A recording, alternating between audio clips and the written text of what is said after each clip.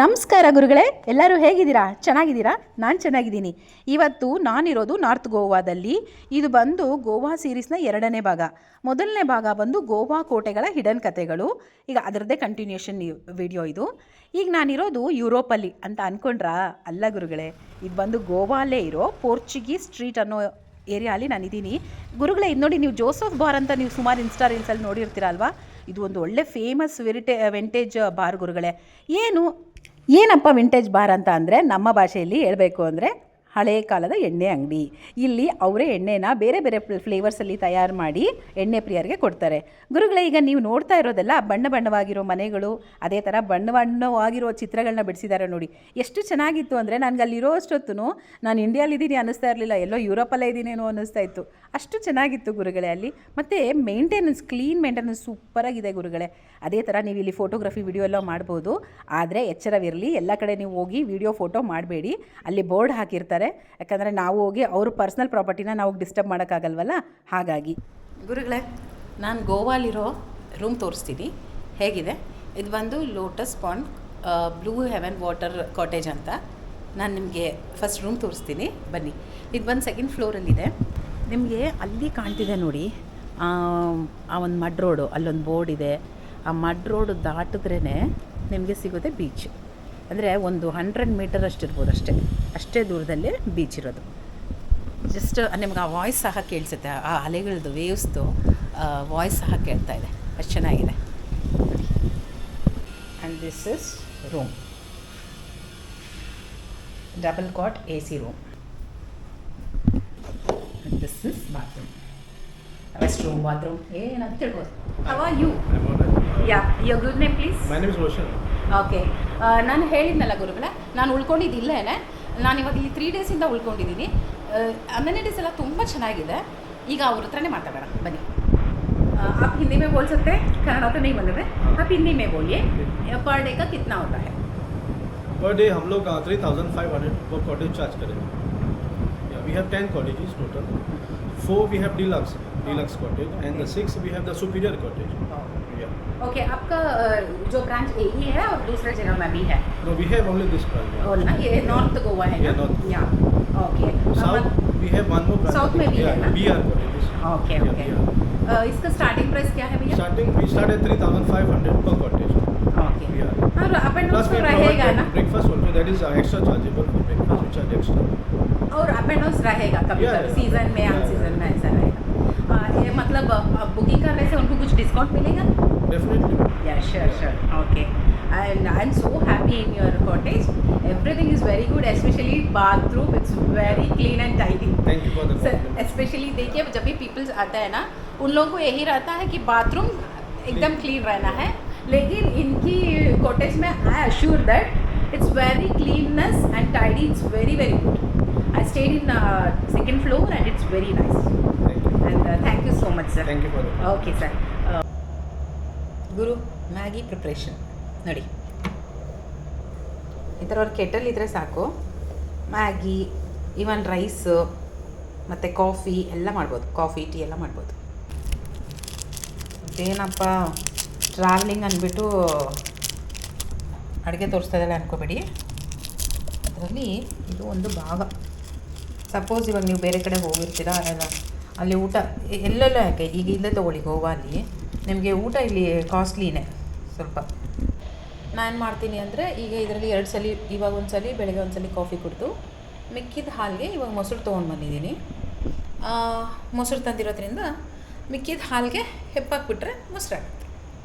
So curd rice ಸಹ ತಿನ್ಬೋದು. ಇವಾಗ ಮೊಸರನ್ನ ತಿಂದ್ಕೊಂಡು ಪಂಜಿಮ್ ಚರ್ಚಿಗೆ ಬಂದಿದ್ದೀನಿ ಗುರುಗಳೇ. ಇದು ನೋಡೋಕೆ ತುಂಬ ಸುಂದರವಾಗಿರೋ ಚರ್ಚು. ಇಲ್ಲಿ ಸುಮಾರಷ್ಟು ಮೂವಿಗಳು ಶೂಟಿಂಗ್ ಆಗಿದೆ ಗುರುಗಳೇ. ಇದನ್ನು ಒಳಗಡೆಗೆ ಹೋಗಿ ಸಹ ನೀವು ನೋಡ್ಬೋದು, ಆದರೆ ಒಳಗಡೆ ಶೂಟ್ ಮಾಡಲಿಕ್ಕೆ ನಮಗೆ ಬಿಡೋದಿಲ್ಲ. ಹಾಗಾಗಿ ಹೊರಗಡೆಯಿಂದ ನಾನು ನೋಡಿಸ್ತಾ ಇದ್ದೀನಿ. ಅದೇ ಥರ ನಮ್ಮ ಕನ್ನಡದವರೊಬ್ಬರು ಸಿಕ್ಕಿದ್ದಾರೆ, ಬನ್ನಿ ಅವ್ರ ಜೊತೆ ಮಾತಾಡೋಣ. ಎಲ್ಲಿಂದ ನೀವು? ಕರ್ನಾಟಕದಿಂದ. ನಿಮ್ಮ ಹೆಸರು? ಗುರುರಾಜ್ ಅಂತ. ಗುರುರಾಜ್ ಅವ್ರು ಏನು ಮಾಡ್ತಾ ಇರೋದು? ನಾನು ಸಾಫ್ಟ್ವೇರ್ ಇಂಜಿನಿಯರ್. ಈಗ ಇಲ್ಲಿ ಗೋವಾಗೆ ಬಂದಿರೋದು ರಜಕ್ಕ? ಹಾಂ, ರಜದ ಮೇಲೆ. ನ್ಯೂ ಹೇಗೆ ಸ್ಪೆಂಡ್ ಮಾಡ್ತಾ ಇದ್ದೀರಾ ನ್ಯೂ ಇಯರ್ನ ಗೋವಾಲಿ? ಗೋವಾ ಫುಲ್ ಎಕ್ಸ್ಪ್ಲೋರ್ ಮಾಡ್ತಾ ಇದ್ದೀವಿ. ಎಲ್ಲೆಲ್ಲಿ ಯಾವ ಜಾಗ ಇದೆ, ಯಾವ ಎಕ್ಸ್ಪ್ಲೋರ್ ಮಾಡಿಲ್ಲ, ಎಕ್ಸ್ಪ್ಲೋರ್ ಮಾಡಬೇಕು ಎಲ್ಲ ಹುಡುಕಿ ನೋಡ್ತಾ ಇದ್ದೀವಿ. ಈಗ ಸದ್ಯಕ್ಕೆ ಈ ಚರ್ಚಿಗೆ ಬಂದಿದ್ದೀವಿ. ನೆಕ್ಸ್ಟ್ ಇಲ್ಲಿ ಫ್ಯಾಂಟನಾ ಸ್ಟ್ರೀಟ್ ಇದೆ, ಅದು ವಿಸಿಟ್ ಮಾಡಿಕೊಂಡು ನೆಕ್ಸ್ಟ್ ಯಾವ್ದಾದ್ರು ಬೀಚ್ ಹೋಗ್ಬೋದು. ಯಾವಾಗ ಬಂದು ಈ ವ್ಯೂ ನೋಡಿ ಗುರುಗಳೇ, ಎಷ್ಟು ಚೆನ್ನಾಗಿದೆ. ನೀವು ಕಣ್ಣು ಎಷ್ಟು ಆಯಿಸ್ತೀರೋ ಅಷ್ಟು ನೀರು ಕಾಣಿಸ್ತಾನೆ ಇರುತ್ತೆ. ತುಂಬ ಸುಂದರವಾಗಿದೆ ಈ ಜಾಗ.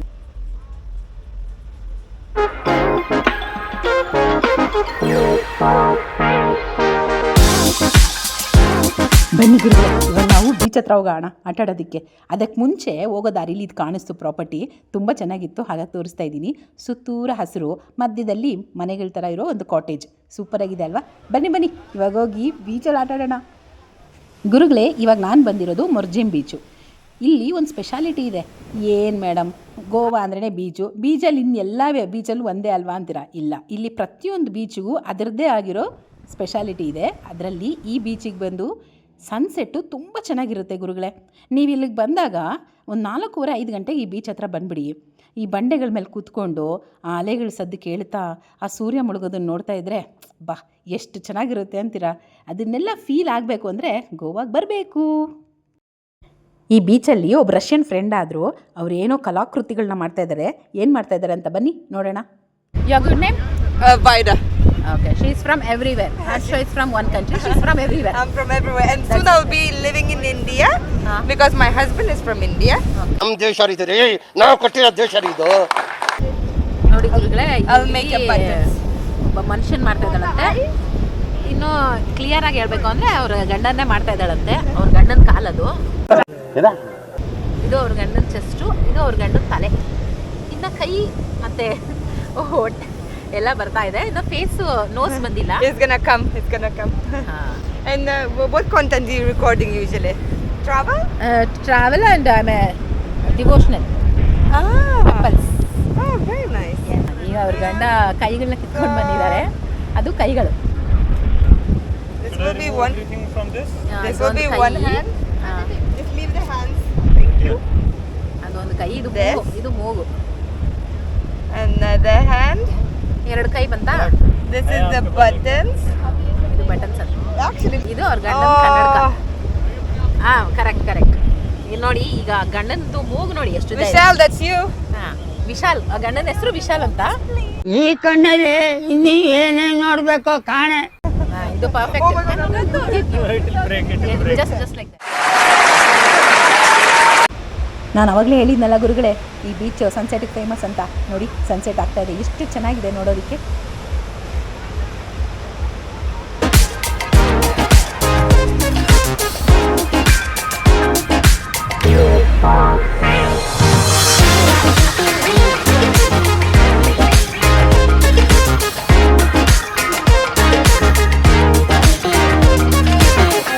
ಈಗ ಬಂದು ಬೀಚಲ್ಲಿ ಬರ್ತಿರಲಿಲ್ಲ ನೋಡಿ, ಎಷ್ಟು ಚೆನ್ನಾಗಿದೆ.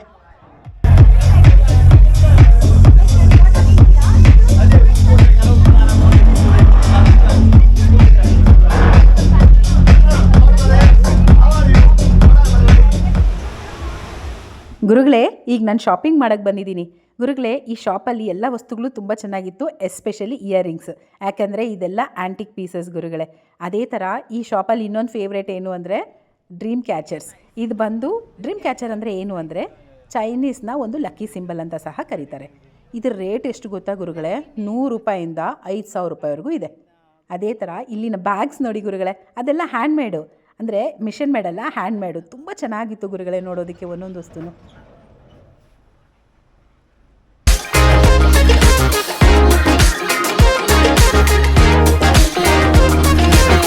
This is 250 only. Okay, this will start. More premium quality. Okay. Like 100 rupees, which one you just show me? Like this one. You use 400. That is from 100 it will For start. souvenir, for car. Okay. 5,000 ರೂಪೀಸ್ವರೆಗೂ dream catchers ಇದೆ. Nice ಅಲ್ವಾ? But price ನಿಮಗೆ ಅವರು discount ಮಾಡಿ ಕೊಡ್ತಾರೆ, ಅದಂಥ issue ಇಲ್ಲ. But ಇಲ್ಲಿ ಕಲೆಕ್ಷನ್ ನಿಜವಾಗ್ಲೂ ಚೆನ್ನಾಗಿದೆ. ಸ್ವಲ್ಪ ಯುನೀಕ್ ಕಲೆಕ್ಷನ್ಸ್ ಇದೆ ಇಲ್ಲಿ ನೋಡಿ. ಇಯರಿಂಗ್ಸ್ ನೋಡಿ ಎಷ್ಟು ಚೆನ್ನಾಗಿದೆ.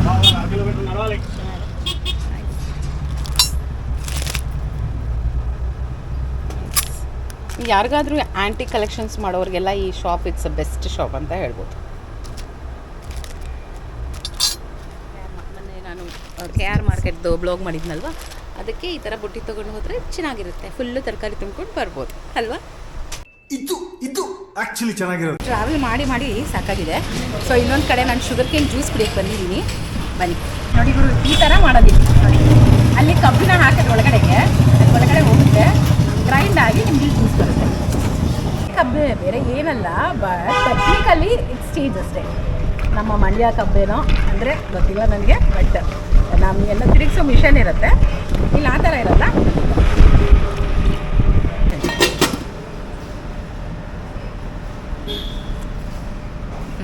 ಚೆನ್ನಾಗಿದೆ ಗುರುಗಳೇ. ಸೊ ಇಲ್ಲಿ ಬಂದಾಗ ತಪ್ಪದೇ ಇದರ ಟ್ರೈ ಮಾಡಿ. ರೇಟು ರೀಸನಬಲ್ ಆಗಿದೆ ಮತ್ತು ಟೇಸ್ಟು ಚೆನ್ನಾಗಿದೆ. ಹೆಂಗಿದೆ ಬೀಚು? ಜಾಲಿ, ಫುಲ್ ಜಾಲಿ ಮಗ. ನಡಿ ನಡಿ. ಬೀಚ್ ಇಷ್ಟ ಆಗದೆ ಇರೋ ಮನುಷ್ಯರು ಯಾರನ್ನ ಇದ್ದಾರಾ? ಪ್ರಜೆಗಳು ಇದ್ದಾರಾ? ಯಾರೂ ಇರಲ್ಲ. ನನ್ನ ಪರವ ಎಲ್ಲರಿಗೂ ಇಷ್ಟ ಆಗೇ ಆಗುತ್ತೆ ಬೀಚ್ ಅಲ್ವಾ ಗುರುಗಳೇ?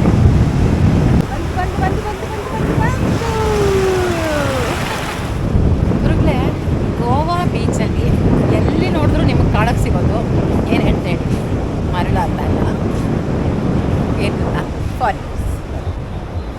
ಫಾರಿನರ್ಸು ಇದು ಇಲ್ಲಾಂದರೆ ಇಂಥ ಕಪಲ್ಸ್ ಇವರೇ ಸಿಗೋದು.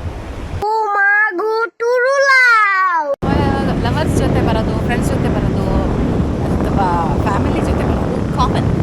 ಬಟ್ ಒಬ್ಬರೇ ಬಂದು ನಿಮ್ಮ ಜೊತೆ ನೀವು ಎಂಜಾಯ್ ಮಾಡ್ತಿದ್ದೆ ನೋಡಿ, ಇದ್ರಲ್ಲಿ ಬೈಬೇಕು ಅರ್ಥ ಆಗಲ್ಲ. ಇಲ್ಲೆಲ್ಲ ಕುಡಿದ್ಬಿಟ್ಲು ಈ ಥರ ಬಾಟ್ಲನ್ನು ಹೊಡೆದು ಹಿಂಗೆ ಹಾಕಿದಾರಲ್ಲ, ಮಕ್ಕಳು ಬಂದರೆ ಅಥವಾ ಯಾರಾನ ಬಂದರೆ ಚುಚ್ಕೊಳ್ಳಲ್ವ ನೋಡಿ.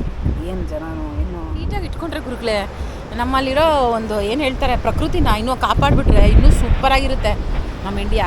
ಆದರೆ ಎಲ್ಲಿ ನಮಗೆ ಅದ್ರ ಬಗ್ಗೆ ಜ್ಞಾನನೇ ಇರೋಲ್ಲ. ಈ ಥರ ಹಿಂಗೆ ಬಾಟ್ಲುಗಳು ಹೊಡೆದಾಕೋದು, ಕವರಲ್ಲೇ ಬಿಸಾಕೋದು, ಗಲೀಜು ಮಾಡೋದು, ಇದೇ ನಮ್ಮ ಜನಗಳಿಗೊಂದು ಕೆಲಸ.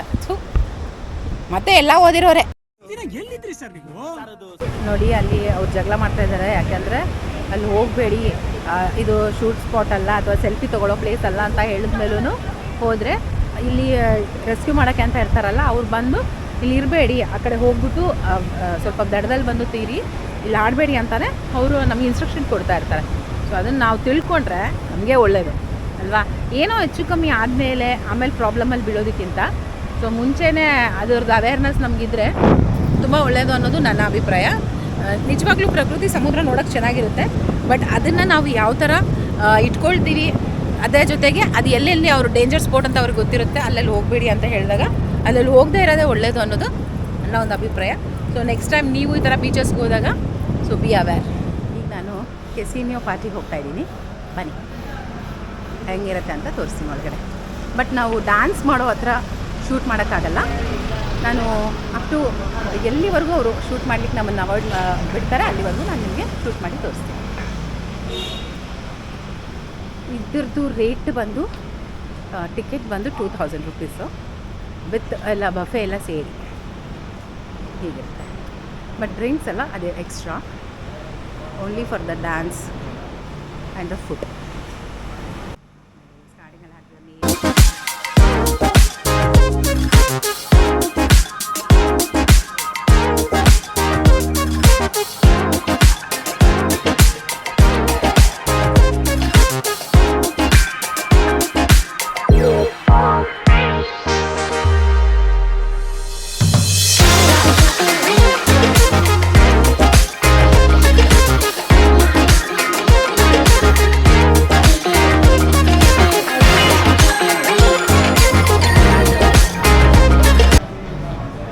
ನಿಮಗೆ ಅಲ್ಲಿ ಏನು ಕಾಣಿಸ್ತಿದೆ ಅದೇ ಒಳಗಡೆ ಹೋಗೋದು, ಬಟ್ ಅಲ್ಲಿ ಒಳಗಡೆ ನಮಗೆ ವಿಡಿಯೋ ಅಲ್ಲೋ ಇಲ್ಲ. ನಾನು ಹಾಗಾಗಿ ನಮಗೆ ವಿಡಿಯೋ ತೋರಿಸ್ತಾ ಇಲ್ಲ. ಓಕೆ ಗುರುಗಳೇ, ಇದಾಗಿತ್ತು ನಾರ್ತ್ ಗೋವಾ ಸೀರೀಸ್. ಸೊ ನೀವು ಅಂದ್ಕೊಳ್ತಾ ಇರ್ಬೋದು ಮೇಡಮ್ ಅವರು ಯೂಟ್ಯೂಬಲ್ಲಿ ವೀಡಿಯೋಸ್ ಮಾಡಿ ಒಳ್ಳೆ ದುಡ್ಡು ಮಾಡ್ತಾ ಇದ್ದಾರೆ ಅಂತ. ಇಲ್ಲ ಗುರುಗಳೇ, ಆ ಥರದ್ದು ಏನೂ ಇಲ್ಲ. ಫಸ್ಟ್ ಆಫ್ ಆಲ್ ನಾನು ಒಬ್ಬ ಸೋಲೋ ಟ್ರಾವೆಲರ್. ನಾನು ಯಾವ ಊರಿಗೆ ಹೋಗ್ತೀನಿ ಅಥವಾ ಆ ಪ್ಲೇಸಲ್ಲಿ ನಾನು ಏನನ್ನು ನೋಡ್ತೀನಿ ಆ ಒಂದು ಇನ್ಫಾರ್ಮೇಷನ್ನು ನಿಮಗೂ ಶೇರ್ ಮಾಡಬೇಕು ಅನ್ನೋದೇ ಇದ್ರ ಹಿಂದಿನ ಉದ್ದೇಶ. ಹಾಗಾಗಿ ನೀವು ಯಾವಾಗಾದರೂ ಆ ಪ್ಲೇಸ್ಗೆ ಹೋದಾಗ ಈ ಇನ್ಫಾರ್ಮೇಷನ್ ನಿಮ್ಗೆ ಯೂಸ್ ಆಗುತ್ತೆ. ಹೌದಲ್ವಾ? ಕರುನಾಡ ಸ್ವಾತಿಶ್ರೀ ಹೇಳಿದ್ಲು ಈ ಪ್ಲೇಸಲ್ಲಿ ಈ ಥರ ಇದೆ, ಇಲ್ಲಿ ಈ ಒಂದು ಬೀಚಿಗೆ ಎಕ್ಸಾಂಪಲ್ ಈ ಬೀಚ್ಗೆ ಈ ಥರ ಒಂದು ಹೆಸರಿದೆ ಅಂತ ಹೇಳಿದ್ಲಲ್ವಾ. ಸೊ ಆ ಥರ ಇನ್ಫಾರ್ಮೇಷನ್ ನಿಮಗೆ ತಲುಪಲಿ ಅನ್ನೋದೇ ನನ್ನ ಈ ಒಂದು ಯೂಟ್ಯೂಬ್ನ ಉದ್ದೇಶ ಆಗಿದೆ ಗುರುಗಳೇ. ಸೊ ನಾನು ನೆಕ್ಸ್ಟು ಯಾವೂರಿಗೆ ಹೋಗ್ತೀನಿ ಅಲ್ಲಿನ ಪ್ಲೇಸಿಂದು ಏನು ಇನ್ಫಾರ್ಮೇಷನ್ ನಿಮಗೆ ಸಿಗಬೇಕು ಅಂದರೆ ನೀವೇನು ಮಾಡಬೇಕು, ಕರುನಾಡ ಸ್ವಾತಿಶ್ರೀ ಚಾನಲ್ನ ಸಬ್ಸ್ಕ್ರೈಬ್ ಮಾಡಬೇಕು, ಶೇರ್ ಮಾಡಬೇಕು, ಲೈಕ್ ಮಾಡಬೇಕು, ತಪ್ಪದೆ ಬೆಲ್ ಬಟನ್ ಒತ್ತಬೇಕು. ಸರಿ ಗುರುಗಳೇ, ಮತ್ತೊಂದು ವಿಡಿಯೋ ಒಂದಿಗೆ ನಿಮ್ಮ ಮುಂದೆ ಬರ್ತೀನಿ. ನಮಸ್ಕಾರ.